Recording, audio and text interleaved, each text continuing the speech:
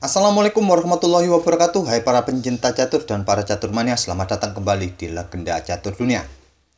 Selamat untuk Magnus Carlsen dan para supporternya, di mana Magnus Carlsen akhirnya mengalahkan Wesley So di partai final tadi malam dengan permainan Armageddon dan menjadi juara di seri ke-6 dari Chess Champion Tour FTX Crypto Cup. Setelah di dua pertemuan sebelumnya kawan di partai final, yaitu di seri pertama dan seri ketiga, Carlsen selalu dipecundangi oleh Wesley So. Akhirnya tadi malam, Magnus Carlsen membalas dua kekalahan sebelumnya di partai final. Dengan kemenangan di seri ke-6 ini, berarti Magnus Carlsen sudah dua kali memenangi seri-seri di Chess Champion Tour 2021 ini, dan menempatkan dia di puncak perolehan hadiah dan poin. Masih ada 4 seri lagi kawan, dan seri ke-7 akan digelar bulan Juni depan mulai tanggal 26 dengan seri reguler. Untuk pagi ini kita akan lihat game Armageddon antara Magnus versus Wesley. Kita langsung ke atas papan kawan. Ini adalah permainan Armageddon kawan. Magnus pegang putih mendapatkan kontrol waktu 5 menit. Ada selisih 1 menit bagi hitam kawan-kawan, di mana hitam mendapatkan 4 menit bagi Wesley So. Tapi jika permainan berakhir miss, maka hitamlah yang akan menjadi pemenangnya.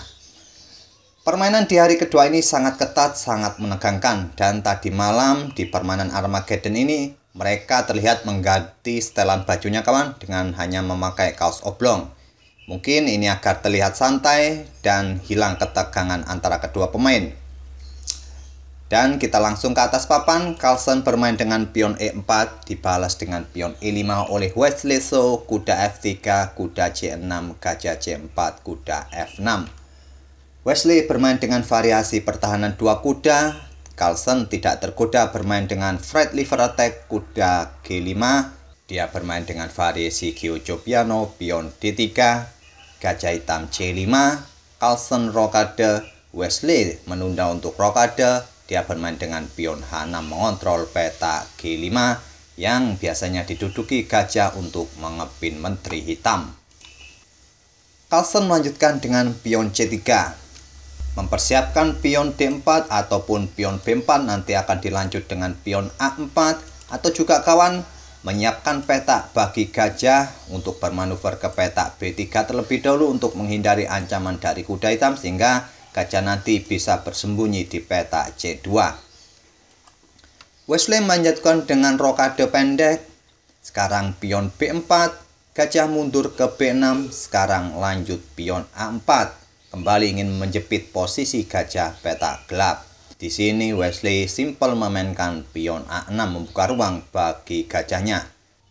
Carlsen tidak melanjutkan mengancam gajah dengan pion A5 kawan. Dia melanjutkan pengembangan kuda ke D2.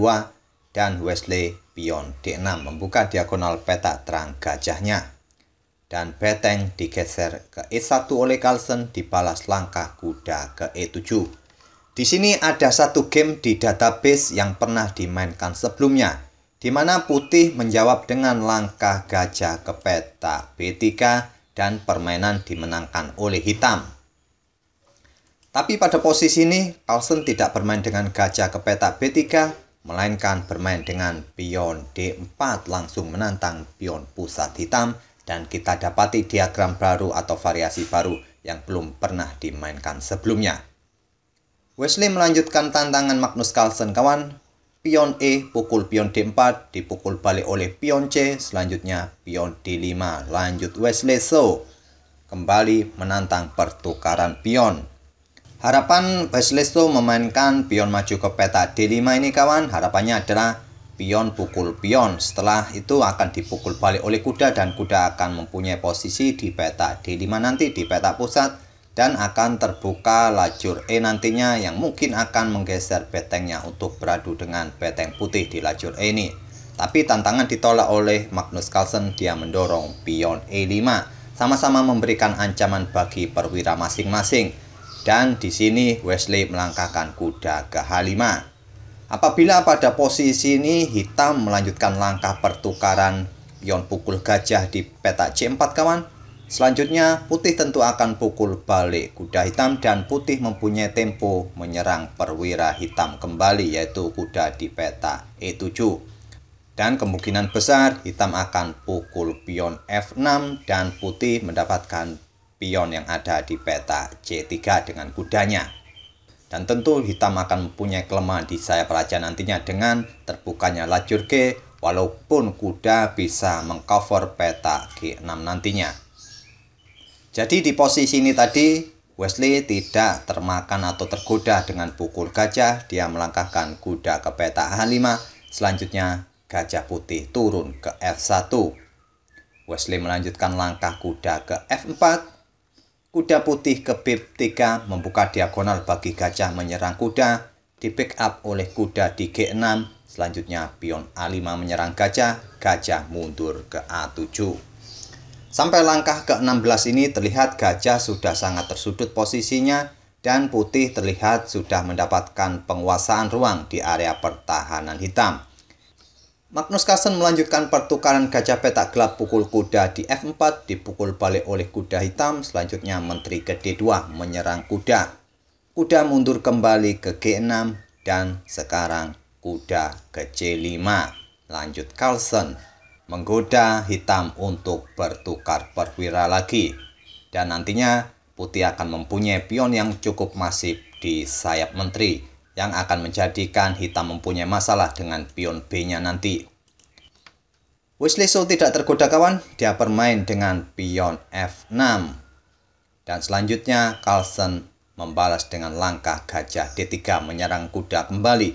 Diblokade oleh pion F5, sekarang gajah mundur ke C2. Mengosongkan peta kawan bagi opsi kuda bermanuver ke peta ini dan melanjutkan ke sayap raja apabila hitam melanjutkan dengan pion B6 untuk beradu dengan pion putih dan nanti akan dilanjut dipukul balik oleh pion C atau menggeser gajahnya ke peta C2 ini yang mungkin akan ditempatkan kembali di diagonal ini langsung mengarah ke raja hitam. Di sini Wesley membalas dengan langkah beteng bergeser ke E8. Sekarang pion G3 lanjut Carlsen. Ini untuk menghentikan atau menghadang pergerakan pion F dan di sini Wesley akhirnya memutuskan bertukar perwira. Gajah petak gelap pukul kuda di C5 dipukul balik menggunakan pion B. Selanjutnya gajah ke E6. Lanjut Wesley So mengembangkan gajah atau perwira terakhirnya. Magnus menggeser beteng ke lajur B mengincar pion B7 di pick up oleh beteng di B8. Sekarang beteng putih naik ke E3. Terlihat Magnus ingin menggeser atau menumpuk betengnya di lajur B, memberikan tekanan pada pion B. Wesley melanjutkan langkah kuda ke E7. Sekarang beteng bergeser ke B3. Menteri hitam ke C8 membackup pion B7.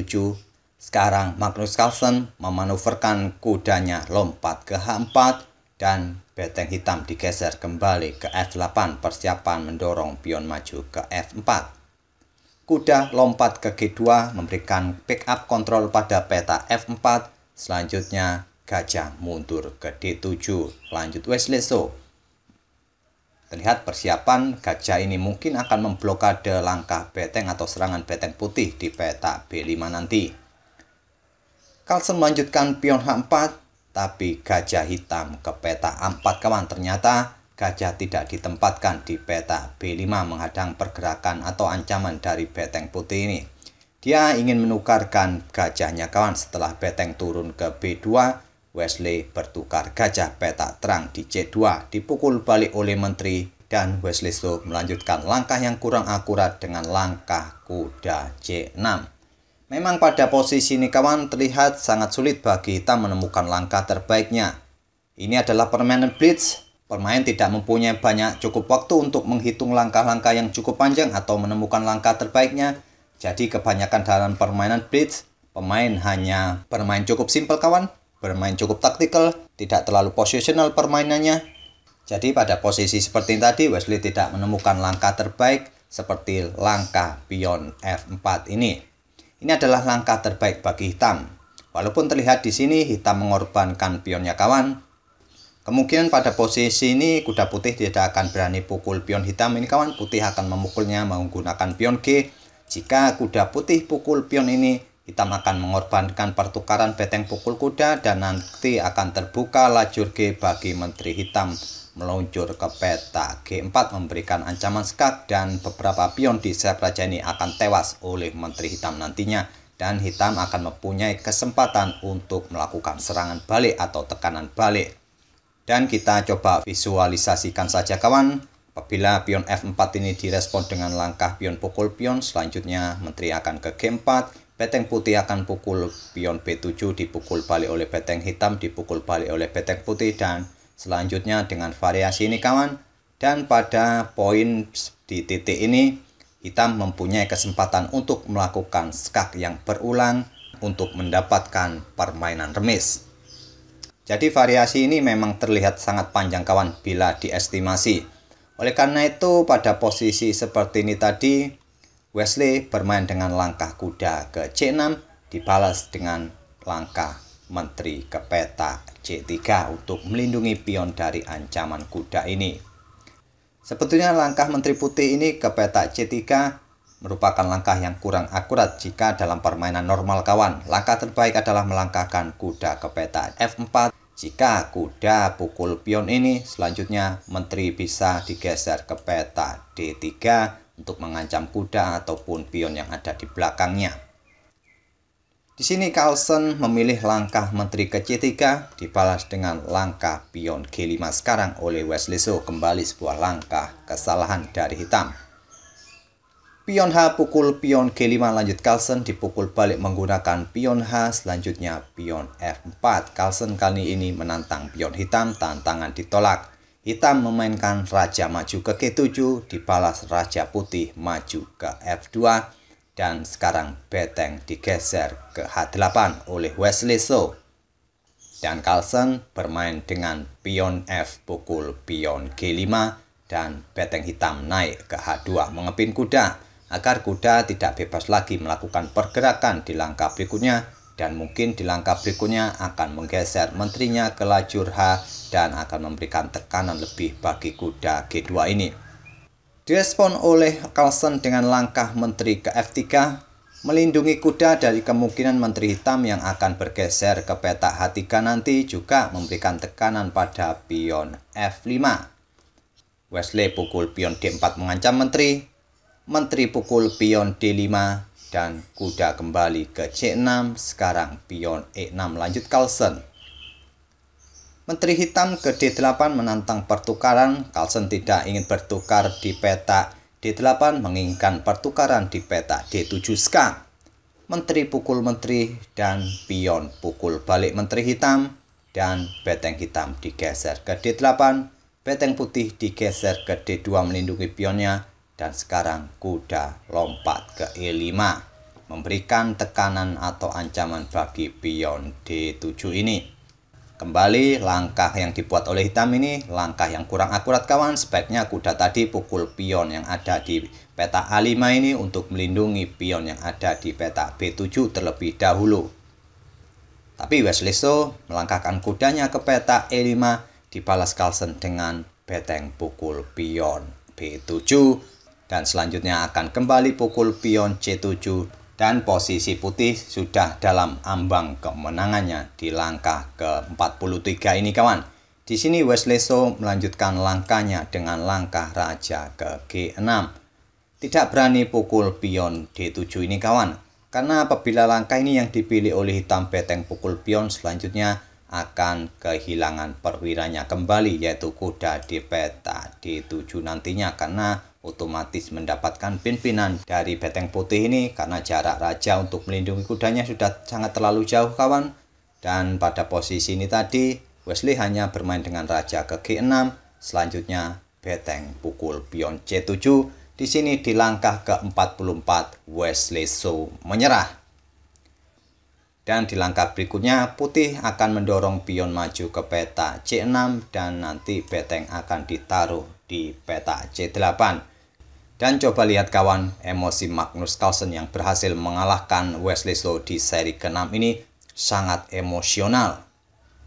Itulah kawan permainan Magnus Carlsen versus Wesley So dalam permainan Armageddon di partai final Chess Champion Tour seri FTX Crypto Cup 2021 di bulan Mei ini.